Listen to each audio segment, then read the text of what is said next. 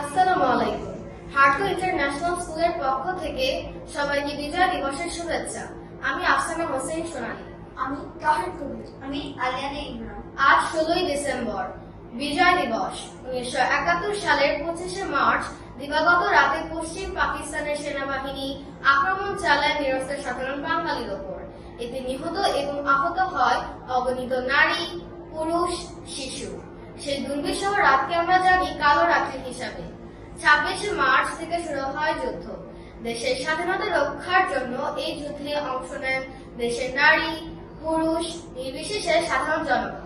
দীর্ঘ 9 মাস রক্তক্ষয়ী যুদ্ধের পর পাকিস্তানি বাহিনী বুঝতে পারে যে তাদের দুঃশাসন বাঙালি জাতি আর মেনে নেবে না।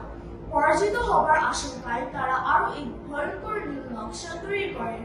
পূর্ব পাকিস্তানকে মেধাশূন্য করার লক্ষ্যে 71 সালের ডিসেম্বরের শুরু থেকে 14ই ডিসেম্বর পর্যন্ত দেশের অনেক বুদ্ধিজীবীগণকে বাড়ি থেকে দূরে হত্যা করেন।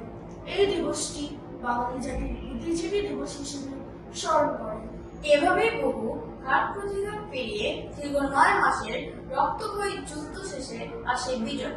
16 ডিসেম্বর প্রায় 1 লক্ষ পাকিস্তানি সৈন্যের আত্মসমর্পণের পর পাকিস্তান বাংলাদেশ নামে বিশ্ব মানচিত্রে নতুন একটি দেশ হিসেবে আত্মপ্রকাশ করে। বাঙালি জাতি অর্জন করে নতুন একটি পতাকা। স্বাধীনতা যুদ্ধে অংশগ্রহণকারী সকল বীর সন্তান ও শহীদদের আমরা গভীর শ্রদ্ধা করে স্মরণ করি।